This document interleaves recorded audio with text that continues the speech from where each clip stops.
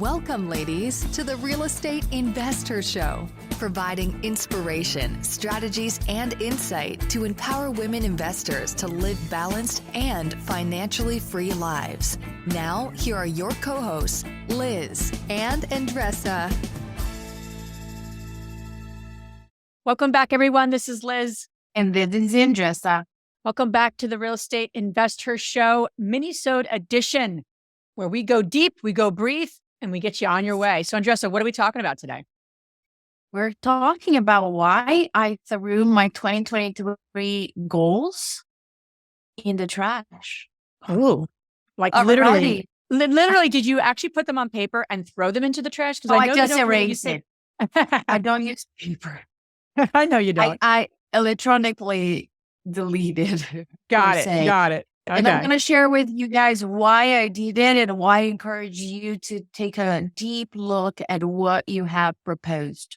All right, Liz. So every December, around December, I come to this time, right? And I sit down and I look at my life and what's working, what's not working.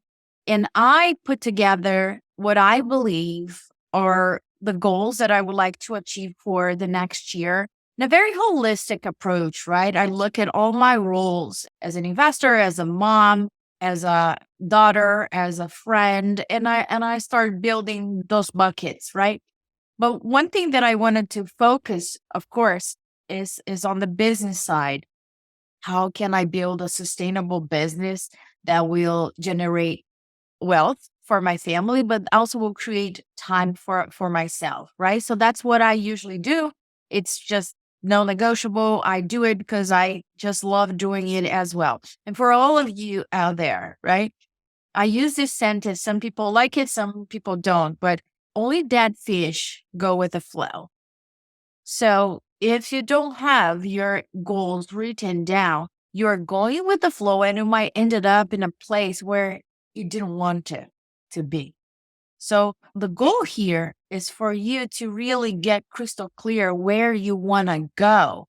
And if you don't know where you want to go, that's where the time needs to be spent thinking about how do I know where do I want to go, basically, right? But for those of you who did write it down, this message is for you. Here's what happened to me. We had a very intense quarter, meaning when I looked at my goals, it felt old, even though it was just the first quarter that we were finishing up. It felt old because the first quarter, we made so much progress that it felt that the entire year already passed by.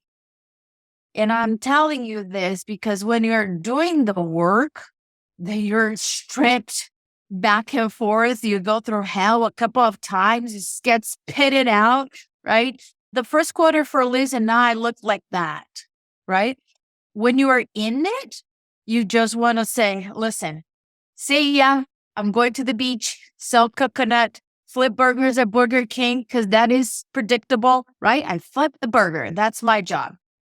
But then you come to, different conclusions with our mentors, of course.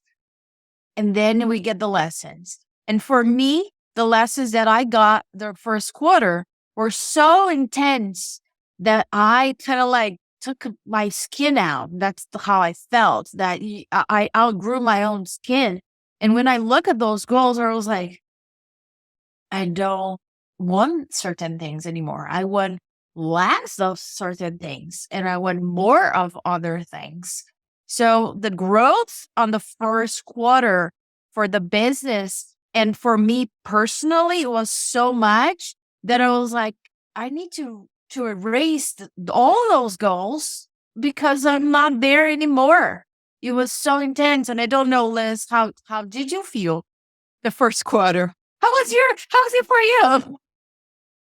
I think you're absolutely right. I mean, I set some very specific goals, and I didn't achieve all of them. And in the sense of like, not to beat myself up, but to reflect and saying, what's realistic, what's not realistic, overcommitting to certain things. There's certain goals that I set that I'm like, what was I thinking? Like, honestly, what was I thinking? Because we overdo it as women and the people listening to this podcast, right? We overdo it. So for me, it's really like, what is this teaching me about A, goal setting, and B, kind of having grace with myself and not being so attached to those things. And you feel more peaceful about it. So yeah, I'm with you. And there was a lot of pieces of the puzzle that it was more like, what was I thinking? Versus like, and then it's like, okay, I'm not that same person. Right. And we are evolving and growing and saying, no, basis of my lifestyle and what I want and what I don't want, that's 19 things is a little too much or whatever, whatever I was looking at in my path. Yeah. And I know that you and I, we have done the work separately and together. And one thing that we share is building teams, right? If we look back, we hire in the past very, very different than what we are hiring now. And I think that people that came in and out inside our company taught us such important lessons. I wanted to kill them at that time, right? I was like, what the hell is going on, right? You blame the person. But one of our mentors said, you need to look at them as teachers because they are teaching you something. So this is one example that I want to give it to you guys, that not that long time ago, my perception on hiring somebody was based on skill set. That's no longer the case. Skill set is a given, right? Right now, I'm looking more towards communication, the personality, the way that they think, feel, and act naturally. Is that a good fit to work with us? Do they share the same vision? Do they understand where we're going with this company? So we are taking longer to hire. And I'm telling you, for me, you guys know me, I like to pull the freaking trigger, right? 1 + 1 = 2. Let's pull the trigger.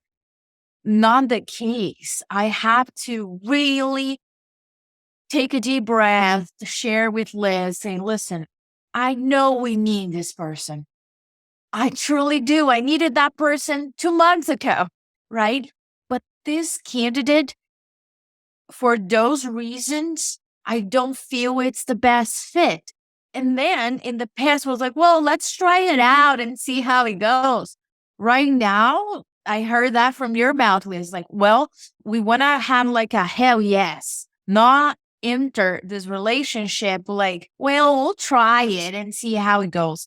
For all of you ladies that are looking at your goals, and one of the line items that I encourage you to have is to delegate and build a team. It does not need to be 100 people. It needs to be the amount of people that you need in order to take things out of your plate and create a sustainable business. Therefore, your leadership skills need to be elevated. Even if you don't have a team, that is the time for you to understand how to interview people, how to evaluate people, their body language, all around that. That is why I wanted to connect one thing with another, because our goals, my goals right now, is to focus on scaling through people, because then I gain the time that I need back. That was not the focus of Andresa past quarter. We're more like tactics.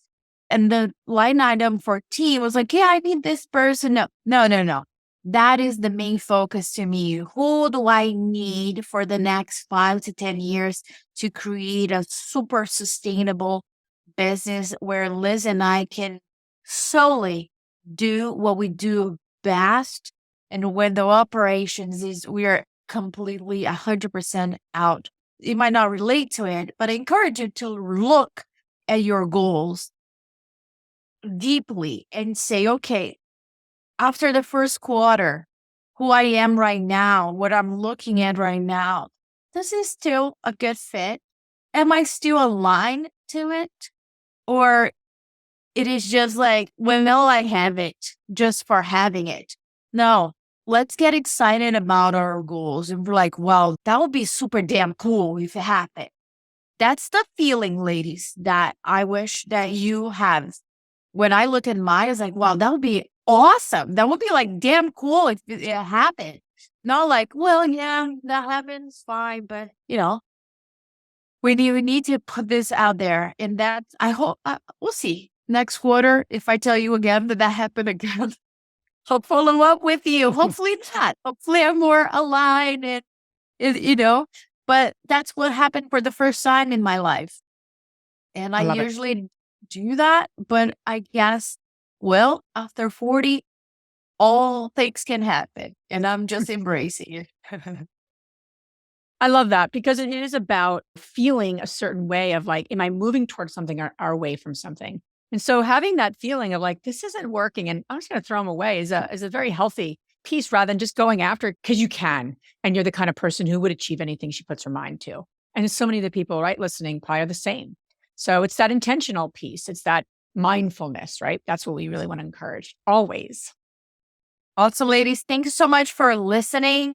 If you have any questions, if you want to share what's coming up for you, go to our Facebook group community. We are your board. We are the people behind you. When you go to a lender, when you go anywhere, we are your resource. Don't ever forget that. Have a great day. Bye-bye. If you enjoyed this podcast and want to receive updates on our next interviews, go to our website, therealestateinvestor.com. There, you can subscribe to our show, become part of our investor community, and get updates on upcoming episodes. If you like our show, please share it with other women who would benefit. And don't forget to leave us a rating on iTunes. We'd really appreciate it. And as always, we encourage you to take one action as a result of today's show and put it into motion so you can live both a financially free and balanced life. Thanks for spending time with us. Ciao.